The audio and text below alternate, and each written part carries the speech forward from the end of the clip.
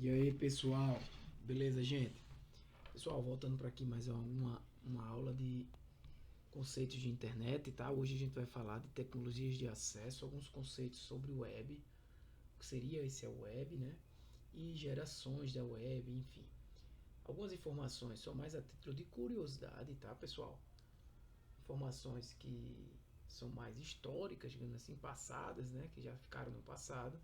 Mas para você compreender um pouco mais do presente, é importante que você entenda um pouco do passado. Né? Então, quanto às tecnologias de acesso, a gente aí, iniciando desde a tecnologias de acesso DIAP e SDN, que são tecnologias mais antigas, né? Essas duas aí utilizando telefone, né? Utilizando a rede telefônica, né? Você pode perceber, inclusive, nessa aula você vai perceber que a internet, de certa forma, ela aproveita uma estrutura já existente, né? Muitas vezes, nem sempre, mas muitas vezes aproveita, né? Aproveitou uma estrutura já existente por outro meio, digamos, de comunicação, e a partir dessa estrutura existente, ela envia, ela trabalha enviando os dados e aí os computadores, os dispositivos estão conectados. Essa grande diferença, apesar das duas iniciais utilizarem conexão de escada, era que o ISDN ele dividia, né, os canais de comunicação, um para voz e outro para dados, né? O que naquela primeira conexão de escada lá, em cerca de no máximo 56 kbps, né?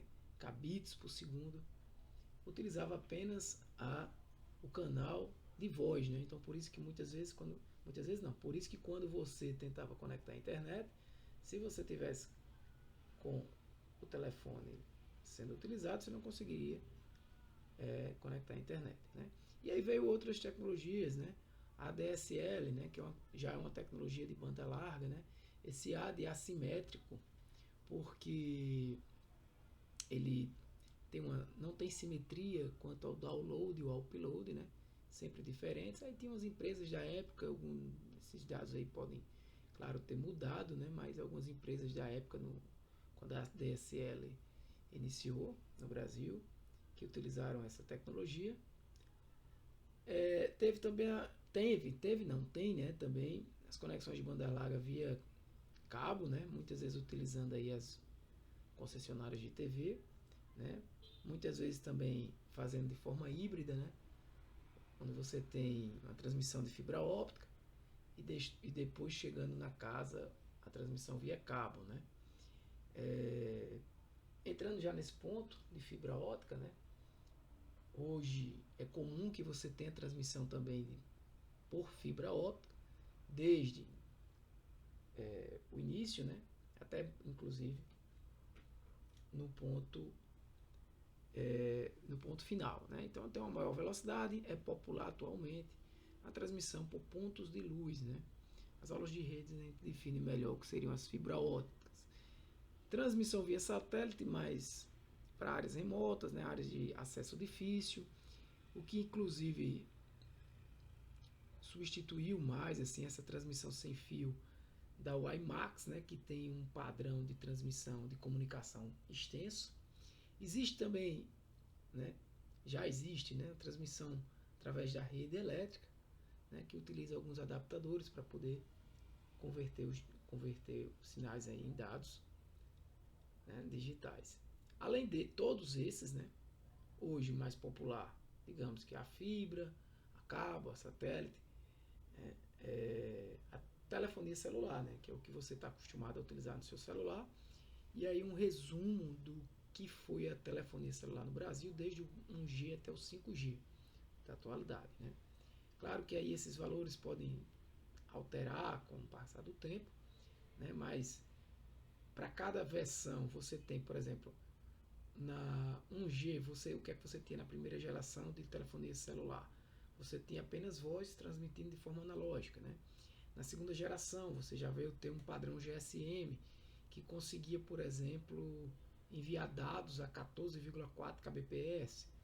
Você já teve também no 2.5G um novo padrão, né, que conseguiu já aumentar a transferência já conseguir acesso à internet. Aí você vê o padrão Edge, né?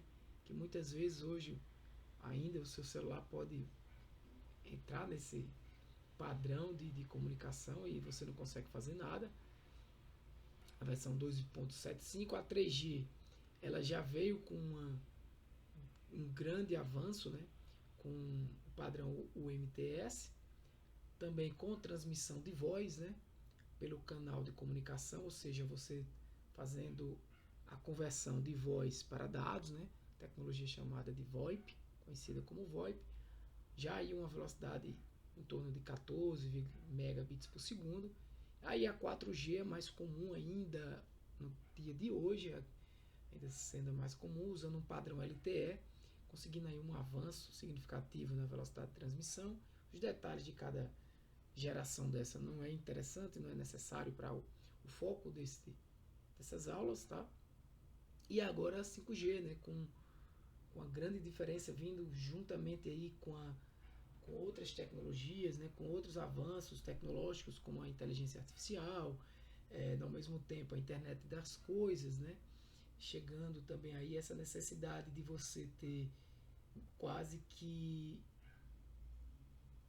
retorno imediato, né, uma velocidade quase que de tempo real para você poder realizar certas tarefas, e a 5G já transmitindo aí a uma velocidade bem superior a 4G. Tá? Então são diversas formas de tecnologias que você tem aí desde os primórdios da internet, formas que você tem, né, para acessar a internet, desde as que não se utiliza mais até as mais usadas hoje, e algumas até que não são tão comuns, né, mas são possíveis. Conceito de World Wide Web, né, o www, que muitas vezes as pessoas confundem com internet. Essa não é a mesma, não são as mesmas coisas, tá? O www ele é um sistema de informação, ele é uma teia de informações onde digamos, vários componentes estão conectados ali. Seriam essas páginas, vários, por exemplo, sites conectadas através de hiperlinks, links, né? Ou seja, você tem o Google lá funcionando, por exemplo, um site de busca, um sistema de busca funcionando na web e conseguindo, por exemplo, te conectar a diversos outros sites, né? Milhões e milhões de sites aí que você pode ter acesso, diversas informações que estão com uma teia de informações comumente chamada, né? Então, esse World Wide Web, né, não deixa de ser uma grande rede, um grande sistema de informação, uma rede de computadores, na verdade, que fornece serviços de hipertexto. O que seria esse hipertexto?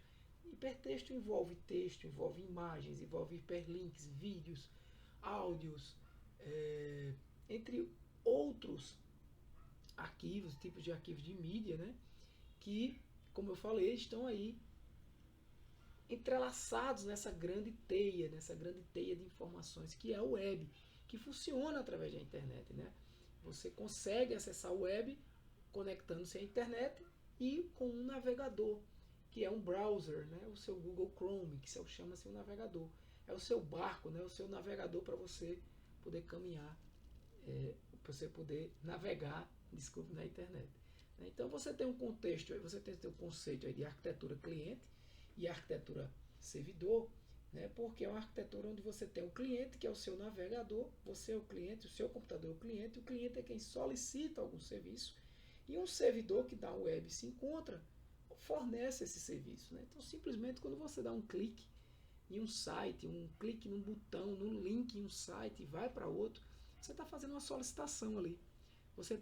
Seu computador que tem um IP, ou seja, que tem um endereço eletrônico na internet, ele vai solicitar um recurso naquele comando que você dá, naquele clique, que vai ser solicitado a um outro computador, um servidor provavelmente na web, que, por exemplo, hospeda das páginas ali.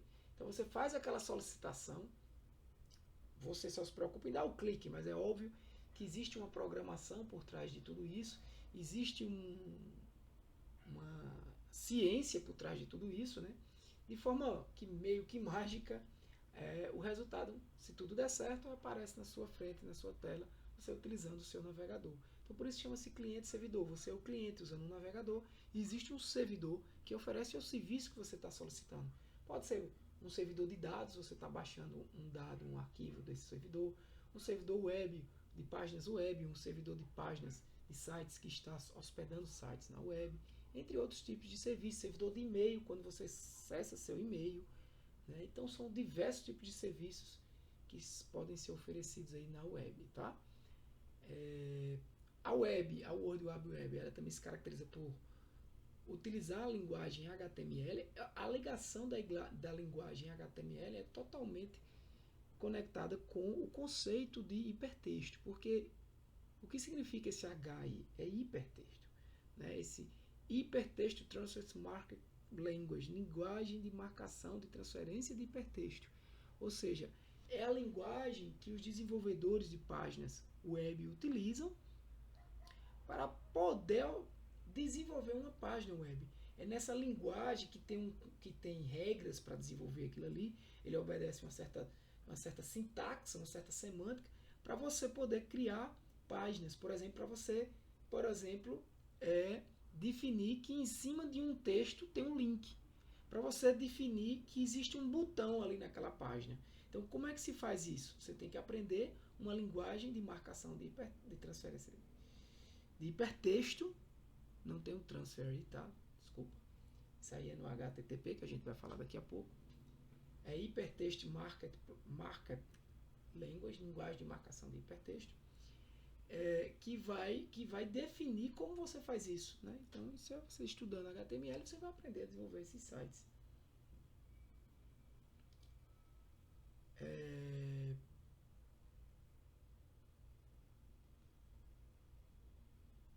Além de tudo isso, um outro conceito importante que a gente precisa compreender é o conceito de URL, né? É o localizador do seu recurso. Unify Resource Locator. Identifica o recurso na web, ou seja, aquele endereço que está lá no seu navegador, na barra de endereço, identifica um recurso. Que recurso? Um arquivo, uma página HTML, que é uma página que você está acessando, um arquivo docx, qualquer tipo de arquivo, né? É um recurso, um vídeo, um áudio, né? Então, as páginas, elas podem ser estáticas ou dinâmicas. Hoje em dia não faz muito sentido páginas estáticas, que são aquelas páginas que só tem informação. Você clica, vai para uma informação, você clica, vai para outra.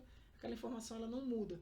Ela só mudaria se o desenvolvedor daquela página fosse lá naquele código da página e mudasse aquela informação. Mas as páginas dinâmicas é o que a gente mais... É o que a gente for falar das gerações da web, é o que aconteceu na web ainda 2.0. Né? Que é aquela página que ela muda dinamicamente, né? Você acessa agora, por exemplo, um site de notícias. Você acessa agora, tem uma notícia. Você acessa daqui a 5 minutos, tem outra. E não precisou ali o desenvolvedor, por exemplo, da página botar uma notícia a mais. Não. O que aconteceu ali foi que existe um gestor de conteúdo ali que alguém colocou aquela notícia e aquela notícia dinamicamente já aparece para o usuário, né, que está acessando, ou seja, o cliente, né? E o servidor é o computador que tem essas informações, né?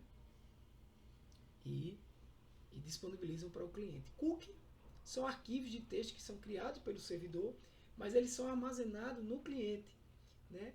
É como se fosse o seguinte: você vai, imagina que eu gosto de fazer umas analogias. Imagina que você vai numa loja. Você chega nessa loja, olha uma coisa, olha outra, e aí o cara coloca um marcador em você, né? Coloca lá em você que você comprou um sapato. Então ele marca lá em você, pega um post-it daquele e coloca em você, né? E aí você sai, vai embora com aquele post-it. No outro dia você volta naquela loja, né? No outro dia talvez o cara lembrasse de você, né? Na prática, mas você volta depois de alguns meses, você está com um post-it na mão. O cara vai saber que tu comprou um sapato. Ah, ele comprou um sapato, né? Ou qualquer coisa, qualquer outro tipo de informação, né? Ou ele coloca teu nome. Ah, eu já sei o nome dele, então já vou falar com ele pelo nome. Então, o que seria isso? Um cookie seria o post-it. Você seria o seu navegador. Né? O cookie ele é armazenado no navegador do cliente, né? No navegador do computador cliente. Então você é o navegador que está indo lá. E a loja, né, é o servidor. Para fazer um serviço para você, de vender roupa, de vender sapato e tudo mais. E ali o vendedor vai e marca em você. Então o serviço, o servidor web é quem faz essa marcação. Então lembra disso que fica claro que o cookie ele fica armazenado no cliente, né? Em você, no caso, ou quando a gente navega na internet. E aí as gerações da web, né? Desde as páginas estáticas, né? Apenas com o protocolo HTTP, e aí é importante mais uma vez conceituar protocolos de maneira geral. Protocolos são regras definidas, né, para que os computadores, os dispositivos conectados em uma rede possam se comunicar. Né? Não tem como você falar uma língua e se comunicar com outra pessoa que fala outra língua totalmente oposta à sua e você conversar conversas complexas com essa pessoa. Não tem como. Você teria que definir uma regra. Aqui a gente tem que falar essa língua.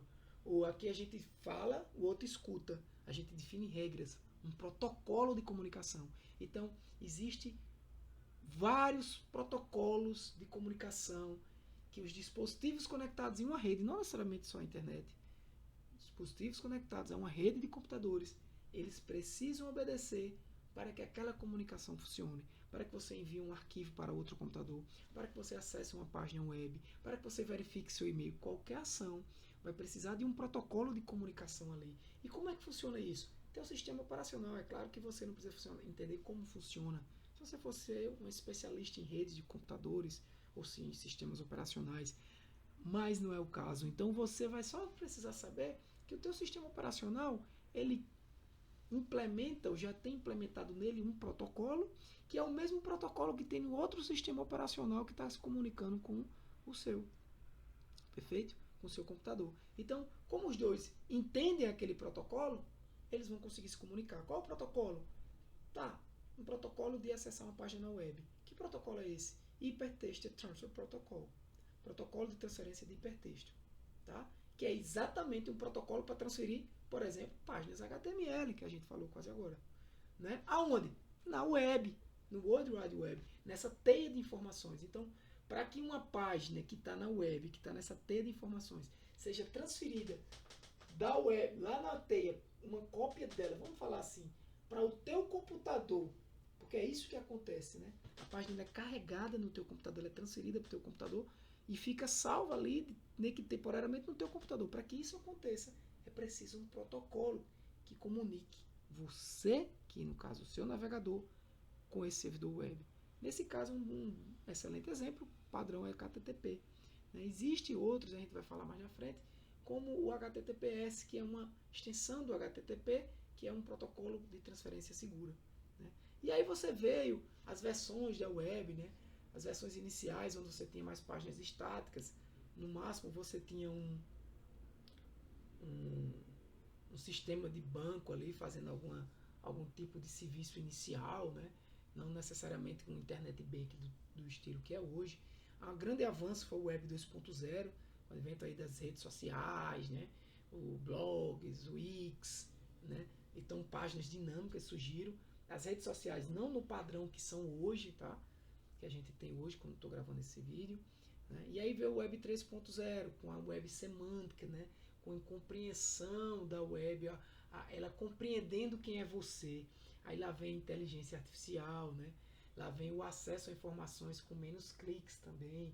Né? Então, muitas coisas como sistemas de recomendação, né? Dele conhecer o usuário, páginas que já são não só apenas dinâmicas, né? Em que elas mudam dinamicamente com qualquer tipo de informação nova no servidor de dados que aquela página acessa.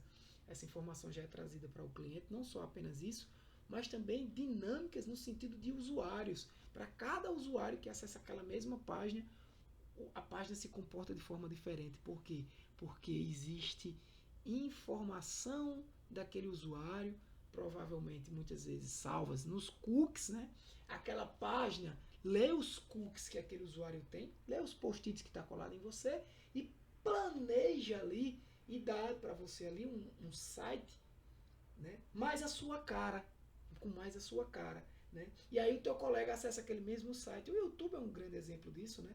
E você acessa aquele mesmo site e já aparece outros vídeos sugeridos, né? Um próprio Netflix, o Netflix que eu abro, né? Ou agora aqui vai ser diferente os vídeos que é sugerido para mim, não apenas os que eu escolhi na minha lista, mas os vídeos que o aplicativo ou o sistema do Netflix me oferece, diferente de outros usuários, né?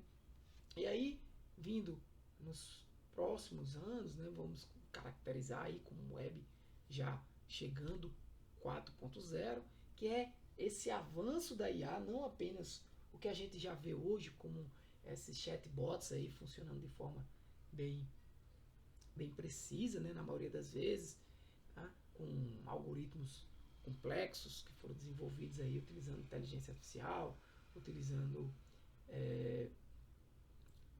algoritmos de inteligência artificial, tá? Essa junção de IA, de inteligência artificial, com internet das coisas. IoT é internet das coisas, tá? Internet of Things, né? Então, tudo conectado, tua geladeira conectada, isso é internet das coisas. Tua geladeira conectada, o teu relógio, como já é conectado, o próprio celular foi um dos primeiros, né? Conectado, ou seja, a tua casa conectada à internet, né? Então, tudo isso junto, o Big Data, né? Ou seja, a Big Data, ou como você quer dizer, essa grande quantidade de dados que a gente tem hoje, a cada segundo, quantos dados não são armazenados no mundo, né? Então, toda essa junção de novas tecnologias, a computação em nuvem também, né? Então, essa quantidade de dados que eu consigo armazenar torna-se até que meio que incontrolável, né? O que pode ser feito. Então, é uma web mais futurística, né? Cidades inteligentes, o que você pode ter aí, que já existe de fato em testes, né? Cidades inteligentes. Já é algo real nisso aí, né? Então, pessoal, por hoje é isso aí, para não ficar tão profundo, né? Então, conceitos importantes da internet, e espero que seja útil para vocês nos estudos de vocês, beleza? Um abraço, galera. Deus abençoe vocês. Fui!